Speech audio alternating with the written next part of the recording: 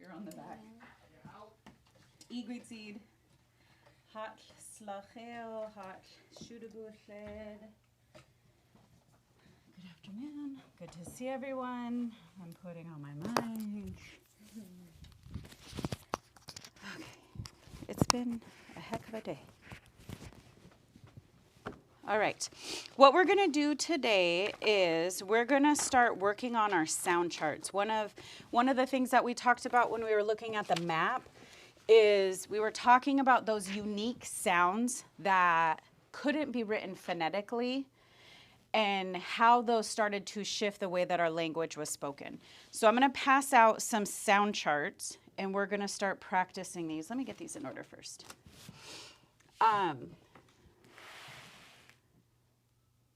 The alphabet that's utilized, this is one thing I forgot to mention yesterday, is the International Phonetic Alphabet. The letters represent the sounds that are closest to our language. And it's also, I think there's like some fancy word, like it's morphophonemic, and that's something that Tom Hess assisted Vi Hilbert with determining which alphabet we could actually write our words, to put our words in a written form. It was an oral language. It's also very humbling for us to remind ourselves that our oral language connected us to this land since time immemorial.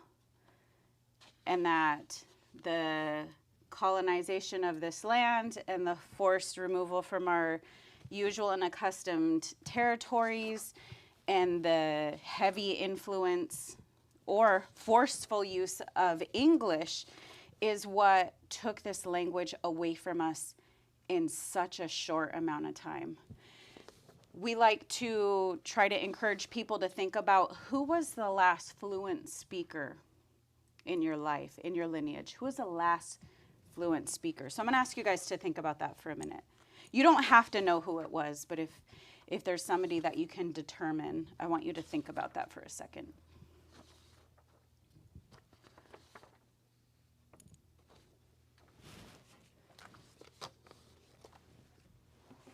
The last fluent speaker in your lineage.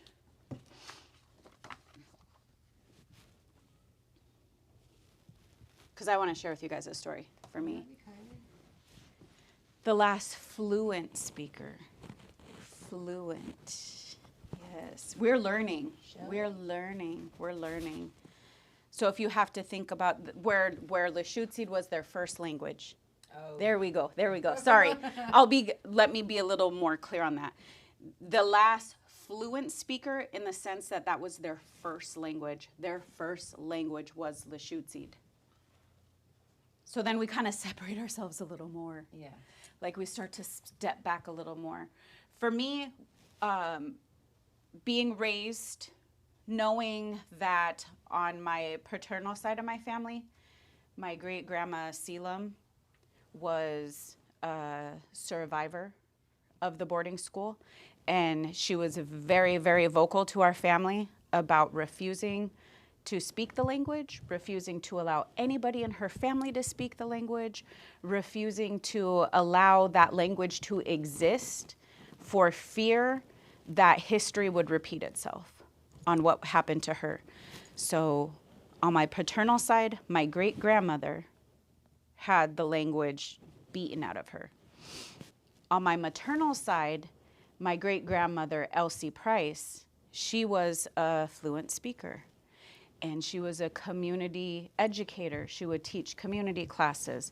So for me, I feel like that's a lot of what I try to do as my presence, being a language learner and a language speaker and a language teacher, is trying to honor what was taken away from my maternal or my paternal great-grandmother and to help keep the work going of my maternal great-grandmother. Now, things that were new to me, a new discovery to me, which was very, very recent, is I spoke with a relative, and there was nobody else around. And usually when I speak to this relative, there's always somebody around, like, distracting, so we don't get those, like, intimate conversation moments. It's, you know, distracted by kids and pets and other people. And we had this uninterrupted time where they were able to tell me Lushootseed was my first language. And to me, that was huge. For them to be able to recall that their grandmother spoke it to them when they were young. And this person is the oldest of their siblings. And I mean, I have a picture of them in a canoe with their parents, you know, paddling. They're still alive. They're still with us today. And to have that discovery where what seemed so far away, like my grandma Elsie, sadly, she passed away the day my sister Sonia was born. So I didn't have a chance to meet her. My great grandma Selim, I was scared of her. Like, I remember being 6 years old and just being so fearful of her. And now being older and understanding all of that trauma and heartache that she carried with her and why she was so particular about, don't let those kids run around the house.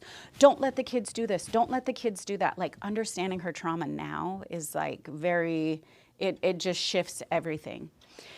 But when we think of who was the closest person in our lineage to have the language spoken to them and for them to be able to have that be their first language experience with their grandparents, whether they were being raised just full Lushootseed or whether they were being raised with Lushootseed by grandparents, English by parents. That's a story that my dad just recently shared with me. And I'm like, I grew up with my dad. My dad has known that Lushootseed has been a part of my path for over half my life, for 25 years. And it took that long for us to be in a time and space where he was able to share that story with me. So then we start to think about like, man, this language was so deeply rooted and connected into everywhere that our people traveled. And it survived for so long. And how the changes within the past couple hundred years, or thinking the past 74 years, the things that shifted, that kept trying to push it away further and further. So that's something that I want to share with you guys, because the more we do our research and the more things that we discover, we're like, man, it was not that long ago. It was not that long ago that the language was right there at our fingertips. So I'm gonna constantly give you guys gratitude for showing up, for tuning in, for those who are tuning in, because this is a huge part of us being able to reclaim it and building our community of speakers. So we know that there's not the shift. Kylie heard the language in the womb. She heard it in the womb. We just found a video of Sonia sharing just the most beautiful prayer. And she's pregnant with Kylie. And Kylie never saw that video before. And we're like, girl, that's you. Like, that's you in the womb. Your mother was on her language learning journey. And our grandma Della told us that if she closed her eyes and when she would listen to Sonia speak, that she could picture her own mother. She could picture Grandma Elsie. And Grandma said that when she was younger, that she would just sit under the table in the kitchen because that's where the women felt safe to speak. That's where the language was thriving, is when they were just sharing with each other, gossiping. Yes, we can use the language for those types of things. They were spilling the tea in the kitchen. But that was their safe place. And that's where Grandma's ears were just like open and listening to it. But then there's those struggles that we don't know that they faced. They had different challenges that caused that challenge. Yes. So I want us to remember those things and to do a little bit of research on our own families and just like making sure that we're keeping all of that right here, because that's going to help us as we move through the work. Especially when it comes to things like this, we got to retrain ourselves. Like our language is ready to be woke up in each and every one of us. So these sound charts are going to help us get comfortable with, you already got this one? Hey. These sound charts are going to help us get comfortable with retraining our ears and our mouths for our ancestral language. The first set that we're going to go through, these are all the vowels. So the first one we have vowels. The glottal stop is a unique letter. It doesn't make a sound. It makes a pause in middle of a word, like hot, hot. So it's that pause. There's no sound. It's just a stop of your breath. Hot. It's an abrupt stop at the end of a word. Squabite. Squabite. So it makes that abrupt stop to the word. It's found at the beginning of vowels as well, because naturally there is a pause before you make a vowel sound. So we're going to go through this a couple times just to get ourselves used to these vowels. The letter A in Lushootseed makes an ah sound. Ah. Let me hear you guys. Ah. Ah. This next letter that looks like an upside down backwards E, this is called a schwa. So this letter is called schwa. This makes an sound.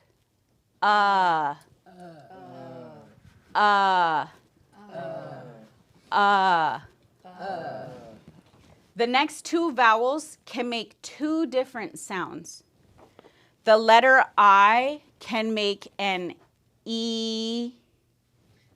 E. Let's do that one again. E. E. Or it can make an A. A. So it could do E or A. Some people kind of interchange those. I'm going to share with you one word that this tends to come up frequently.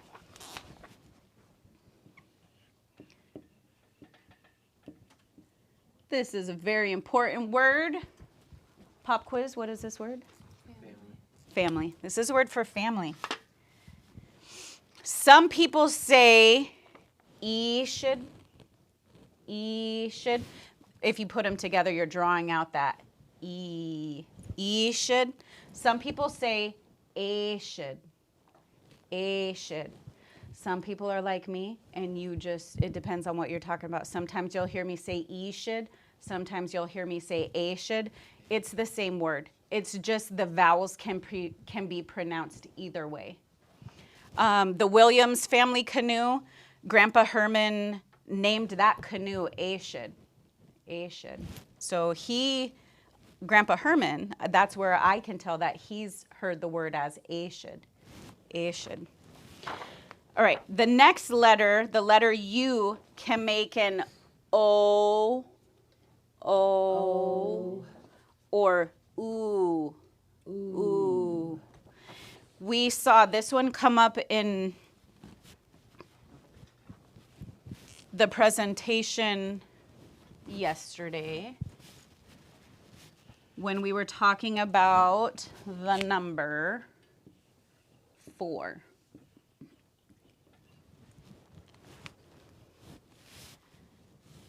You can pronounce this boos, boos, or bos, bos.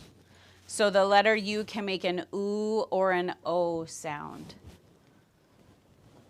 To get us through training ourselves to hear and produce these vowels, I'm going to go through the top line all on my own, and then for the 3 lines after that, I want us to go through it together.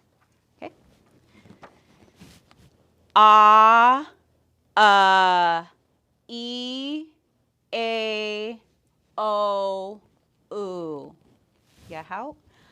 Ah, E, A, O, U. Ah, E, A, O, U. One more time. Ah, E, A, O, U. All right. That's going to be the base for a lot of our sound charts. So when we start going over consonants, we're going to add the consonants to the vowels for the most part in that order. If you ever hear me say always or never, please ignore me because we don't always do things one way and we don't never do things. Things happen. All right. The first set of letters that we're going to, the first set of consonants.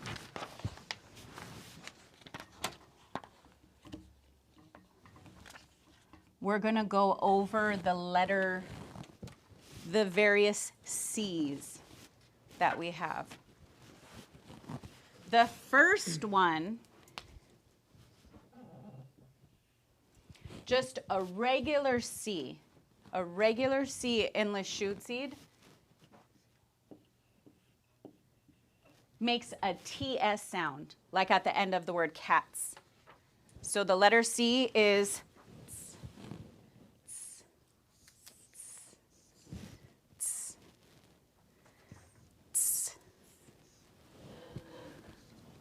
I feel like back in the day we used to use that as a response. Ah,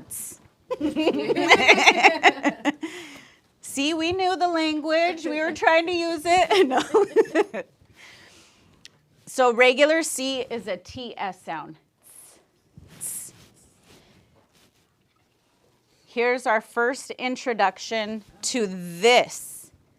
This right here, when we see this mark, it's going to be called glottalized. So this would be called a glottalized C. That's the name of this letter, glottalized C. When you see that glottal mark on a consonant, you're going to force that sound. It takes us from this sound to this. I don't really know how to write that. I'm going to do all caps with an exclamation mark. Maybe that lets you know that you're forcing that sound out. So regular C is glottalized C. Some people will call it a hard C because you're making that sound hard. You're forcing it out. Some people might even say forced C. But we just know that this little markup here, this little apostrophe, is going to make that sound louder, more abrupt, more prominent. So we're going from ts to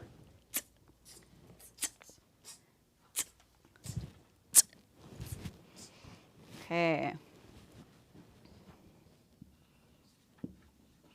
The next C letter that we have, we call this little mark right here, this little V, is called a wedge. So we call this a C wedge. C wedge. And this is going to make a CH sound. Ch, ch, ch. Like the ch in chili, chili and rice. We can also force this sound, and we can have a glottalized C wedge, which means we are forcing that sound. C wedge, ch. Glottalized C wedge, ch, ch, ch, ch.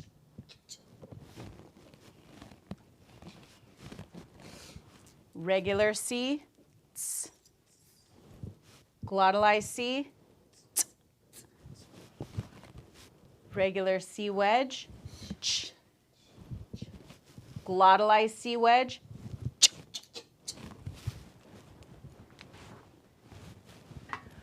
Oh man, Then I had to give you guys the one with the glottal stop. Achada. I think I have one that doesn't have the glottal stop.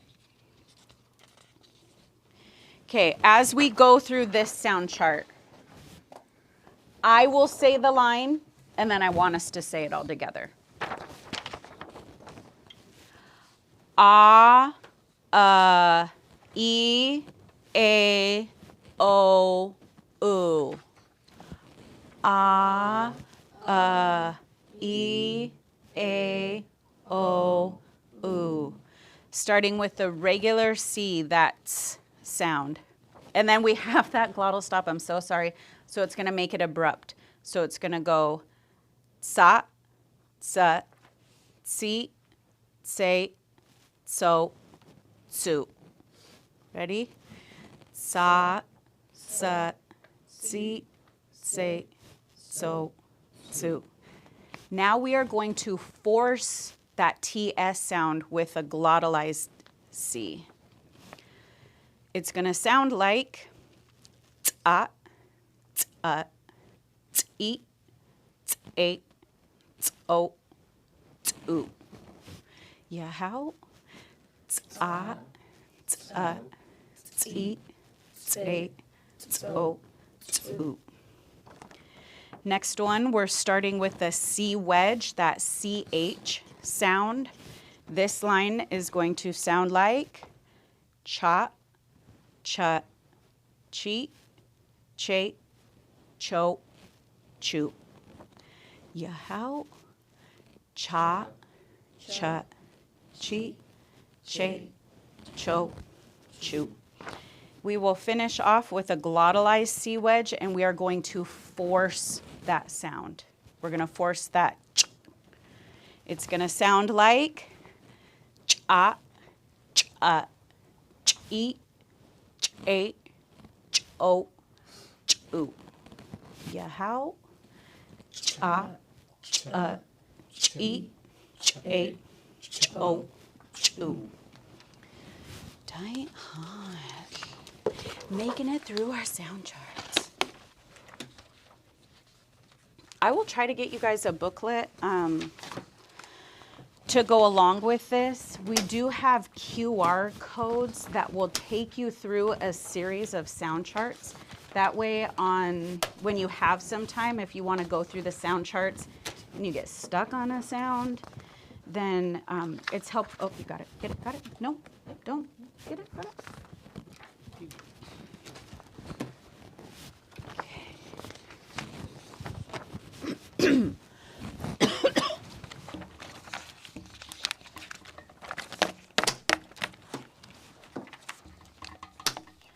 Moving on to the letter S.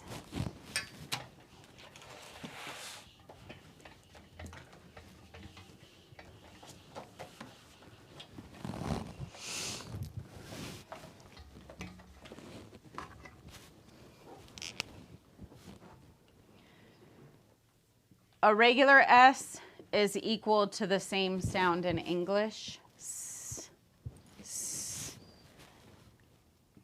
The other S that we have, we've got that little wedge. So this is an S wedge. Just like the C wedge, it's going to add that H.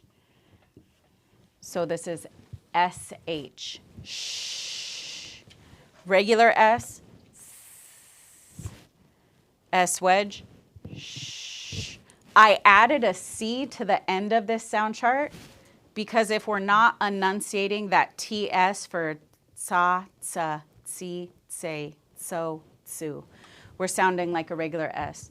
Sa, si, say, so, su. So it's those tiny little differences that could completely change a word. So we want to make sure that we're training our ears to hear it and training our mouths to produce it. All right, starting with the top, I'll go first. A, E, A, O, U. Yeah, how? E, A, O, U. Regular S, sa. Oh, you guys going for it? Just kidding. Okay, I'll go first. And then I will mute myself. Okay, the letter S. Sa, si, say, so, su. How? Sa, si, say, so, su. S wedge, that SH sound. Sha, she, shay, show, shu. How? Sha, she, shay, show, shu. We'll bring it back to the regular S. Sa, si, say, so, su. How? Sa, si, say, so, su. And Bringing the regular C, that TS sound. Sa, si, say, so, su. How? Sa, si, say, so, su. Hey, die hard. Any questions on any of the letters we just went over? I highly encourage you guys to practice those when you have a chance.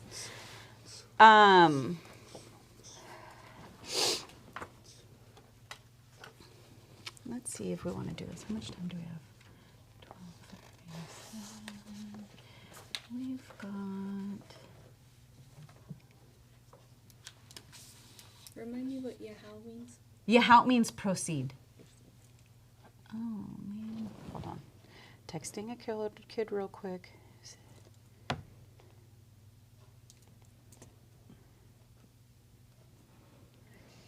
Some of my kids aren't feeling good. Okay.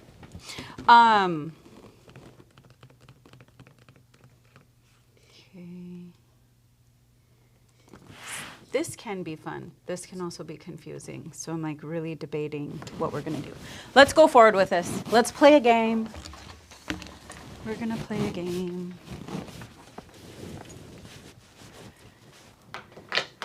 This is either really gonna help us or just confuse us even more. We're gonna retrain ourselves.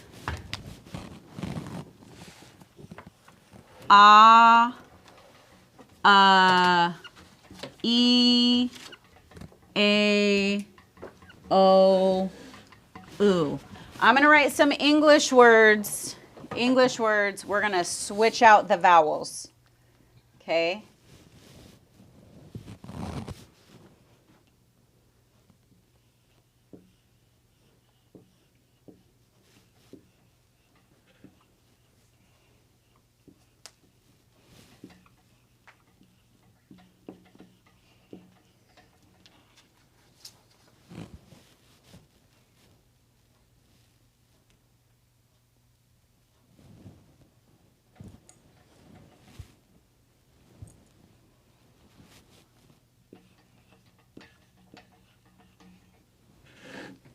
We don't have an R sound in the language, so I'm going to have you guys focus on switching out specific vowels.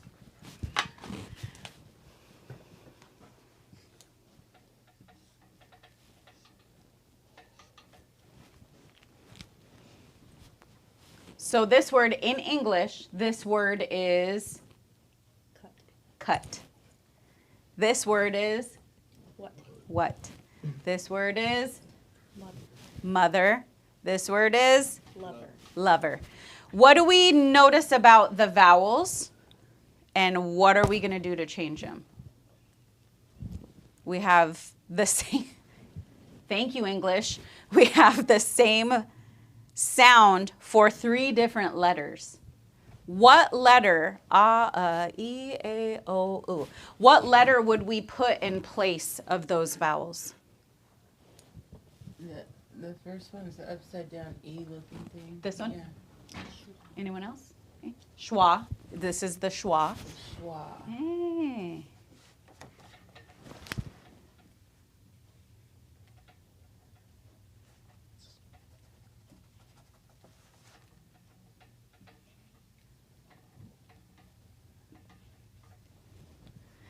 Yeah, we can thank English for making this confusing.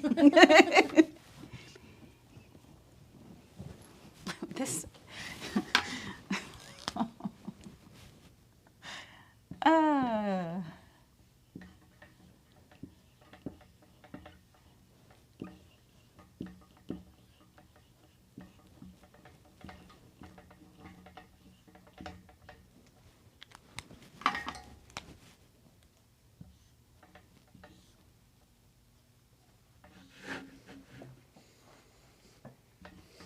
okay. Let's say them in English. Pay, see, great, feed. This is a horrible combination Yes. of words that I never paid attention to because I don't think we did this last year. And now I see why I chose not to. I think we did this, but I don't know if we did these words in that order. In that order, no. I don't think I'll ever do this part again. Let's focus on the vowels. What are the... We have A, E, a double E, E, A. But what are the sound? What is the sound that we're hearing that we would put in place of those letters? A, E, A, O, U. That fits all of them? That fits all of them. What Yep. Yeah. This is where it gets tricky. Oh. E, A, O, U. Pay, E, A, pay. So this would be this. We wouldn't have that. C, E, A. Yeah. Oh, are you serious? Yeah. What? Yep. Great. A. Yep. Now it makes sense. Now it makes sense. Yeah. Now it makes sense. Maybe not the combination of words. No. We're not paying attention to the English words. We're paying attention to those sounds. All right. What other ones can we get on here to get rid of this? I'm going to crack up. I'm going to show that to Michelle. Be like, Michelle, can we make some switches?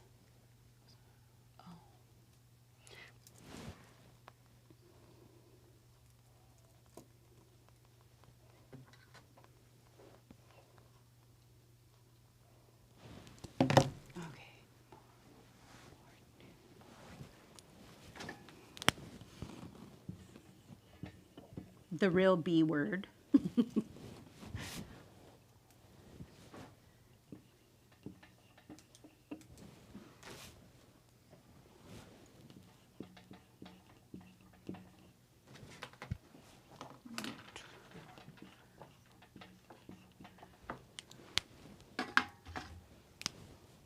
Now that I understand, it's a lot easier.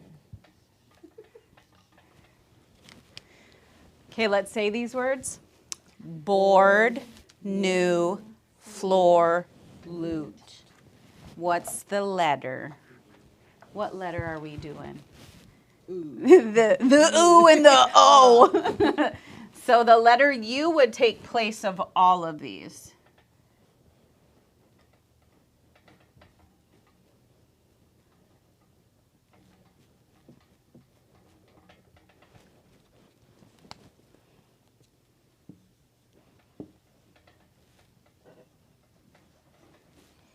Which these are funny words because we don't have the letter R. We don't have the letter F either. We like to joke around and say we don't F around in Lushootseed. We don't have that sound. And we don't have an R. We also don't have the letter O. We have the sound ooh, O, but we do not have the letter O. All right. That took us on a little journey. Trying to let go of some of those words. The last thing that we're going to look at is, I mentioned it yesterday. I have a limited background when it comes to English. Like, I like to write. I don't like to look at the grammar of what I write. I really enjoy writing. But if you were to talk to me about adverbs and, you know, things beyond a noun and a verb, it goes bye-bye for me. So we're going to go over this verbs worksheet. I hope everyone online can see this. I know Brian was doing a quick search for it. Apologies for not getting things sent out to our email list. I will send those afterwards. Okay, so the first thing we want to do is we just want to talk about what is a verb. What is a verb? An action. An action, yep. A verb is an action. So we want to go through this list, this first set of words, and we want to circle the verbs in the sentence. Just circle the verb, just identify the verb. Yes, we're starting out with identifying them in English.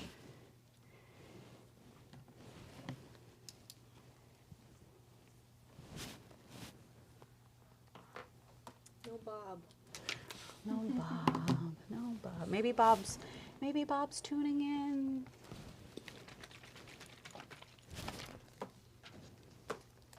Yeah, we didn't see Bob for quite a while. Not since 102.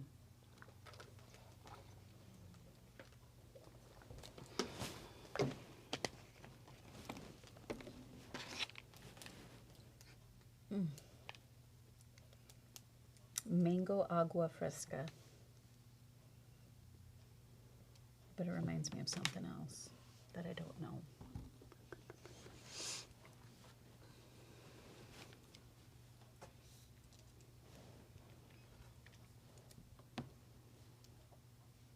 Okay, what's the verb in I'm shopping?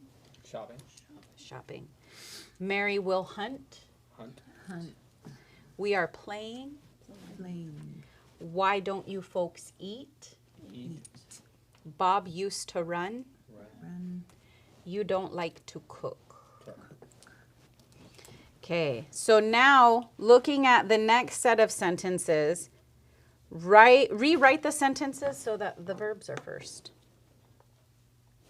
That sounds kind of silly, but rewrite the sentences so that the verb comes first.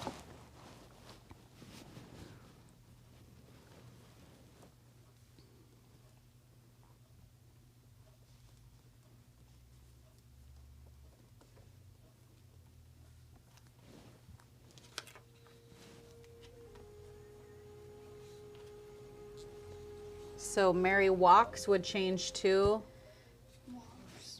walks, Mary. John ate it. Ate it, John. You're jumping. Jumping your. We like it. Like it we. Hey. One of the things I want you to notice is we're starting to talk like Yoda. That's what I was thinking. Yes, yes. That's a connection that when I was on my learning journey, I was like, this is Yoda talk. Yoda. We will reference Star Wars. We will. Especially when we move forward with some of the consonants, we will reference Star Wars. Okay, so we are a verb. Lushootseed is a verb-based language. We talk about what's happening before we talk about who's doing that action or who that action is being done to.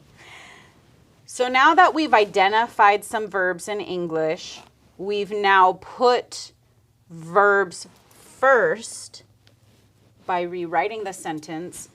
Just take a healthy risk in section 3 and circle what you think are the verbs. Which ones do you think are the verbs? You don't have to know them. You don't have to translate them. Just Guess. guess. Yeah.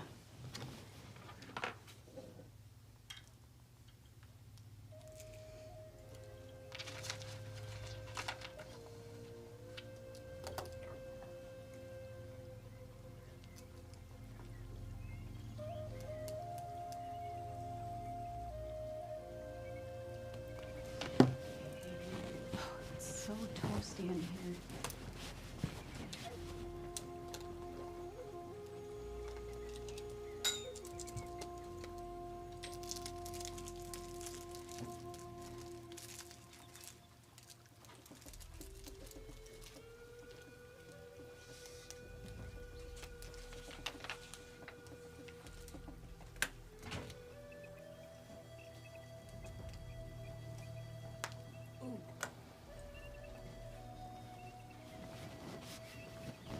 District lavender.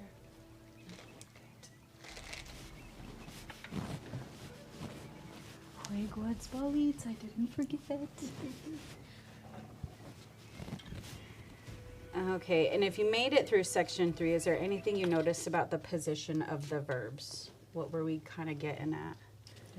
They're going to be first. Yep, those words. So you don't need to know the words. We don't want you to translate them. We just want you to recognize that the verbs are coming first in the sentence. There are some other discoveries that you might be able to make after you identified the verb to see what tends to follow.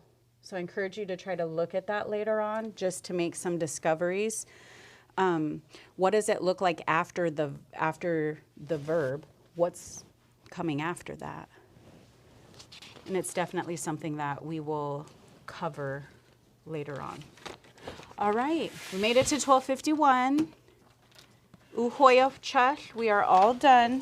Igwi tabutlid, those tuning in, we'll send out an email with the sound charts and the handout. The rest of you guys, thank you for your patience.